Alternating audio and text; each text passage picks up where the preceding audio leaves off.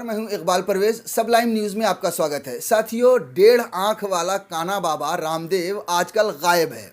स्मृति ईरानी भी गायब हैं, प्रकाश जावड़ेकर भी गायब हैं। ये सब कोई भी महंगाई पे बात नहीं कर रहे हैं। जी हाँ, आपको याद होगा कुछ साल पहले जब कांग्रेस की सरकार थी तब इस 1.5 आंख वाले बाबा ने जनता से क्या कहा था कि आपको कौन सी सरकार चाहिए, वो सरकार जो 30-35 रुपये में डीजल पेट्रोल दे दे या फिर वो सरकार जो 70-80 रुपये में पेट्रोल दे दे। अब जब पेट्रोल 100 रुपये पहुँच चुका है, पूरे देश में हंगामा मचा हुआ है। अब जब डीजल 80-90 के पास पहुंच गया है, पूरे देश में हंगामा मचा हुआ है। अब जब रसोई गैस पे करीब 169-70 रुपये पिछले 2 महीने में बढ़ गए हैं, तब ये 1.5 आंख वाला फर्जी रामदेव बाबा गायब है। ये कुछ कह नहीं रहा। हाँ, बीच में एक बार उससे सवाल ज़रूर पूछा गया था कि भाई आप जब इस तरह से कांग्रेस की सरकार के खिलाफ प्रोपेगेंडा कर रहे थे, अब मोदी सरकार के राज में जब इतना पेट्रोल की कीमत बढ़ गई है तो आप कुछ क्यों नहीं कहते। तो उन्होंने कहा था कि भाई मोदी साहब भी क्या करें, उन्हें सरकार चलानी होती है और डीजल पेट्रोल से ही टैक्स आता है। आपको पहले मैं बाबा रामदेव का वो वीडियो सुनाना चाहता हूँ, वो वीडियो दिखाना चाहता हूँ कि उसने किस तरह से कांग्रेस के खिलाफ एक प्रोपेगेंडा चलाया था। कि आपको 75-80 रुपए का पेट्रोल चाहिए कि 35 रुपए का? तो आपको जो 35 रुपए का पेट्रोल दिलाएगा उसको वोट दोगे या 75-80 दिलाने वाले को?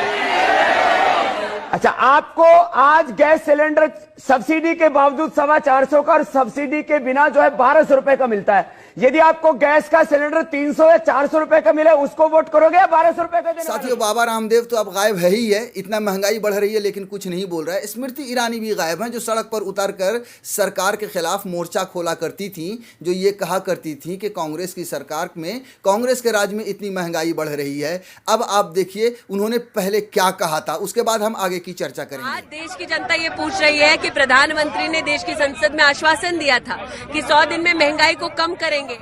साथियों, अब सुनिए आप पुराना इंटरव्यू नरेंद्र मोदी का 2013 का, जब उन्होंने कांग्रेस की सरकार को लगातार घेरा था महंगाई को लेकर, पेट्रोल और डीजल की बढ़ती कीमतों को लेकर। गैस हो, पेट्रोल हो, डीजल हो, हर प्रकार से महंगाई बढ़ रही है कि नहीं बढ़ रही है? अच्छा, आपको ये याद है, लोग भूल जाते हैं इसलिए याद कराता, वो हर 3 महीने से बयान देते थे बस 3 महीने में ठीक हो जाएगा। कहते थे कि नहीं कहते थे? इस बारिश के बाद ठीक हो जाएगा, कहते थे कि नहीं कहते थे?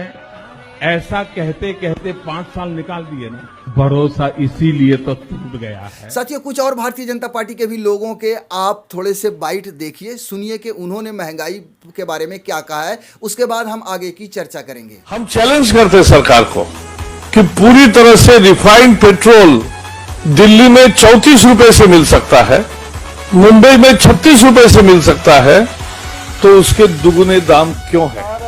बार बार पेट्रोल डीजल के दाम बढ़ाती है, हर बार की कंपनियों को घाटा हो रहा है। जब अंतर्राष्ट्रीय बाजार में तेल के भाव गिरते हैं तब सरकार यहाँ पर कोई कदम नहीं। साथियों, तो आपने देखा एक एक करके हमने सबके, चाहे वो आपके प्रधानमंत्री नरेंद्र मोदी हो, जावड़ेकर हो, शाहनवाज हुसैन हो, स्मृति ईरानी हो या फिर 1.5 आंख वाला फर्जी रामदेव बाबा हो, इन सब ने किस तरह से डीजल और पेट्रोल की बढ़ती हुई कीमतों पे शोर मचाया था, पूरे देश में हंगामा बर्पा किया था। लेकिन अब जब भारतीय जनता पार्टी की सरकार बनी है, अब जब भारतीय जनता पार्टी की सरकार है, अब जब वही नरेंद्र मोदी प्रधानमंत्री हैं जो बढ़ती महंगाई के खिलाफ हंगामा किया करते थे, उनके राज में सबसे ज़्यादा महंगाई बढ़ी है। जी हाँ, इंटरनेशनल मार्केट में जब पेट्रोल की, कच्चे तेल की कीमत कांग्रेस के समय में $150 के पार भी हुआ करती थी, तब भी 70 के आसपास में पेट्रोल की कीमत होती थी। अब जब 50-60 के पास आ गई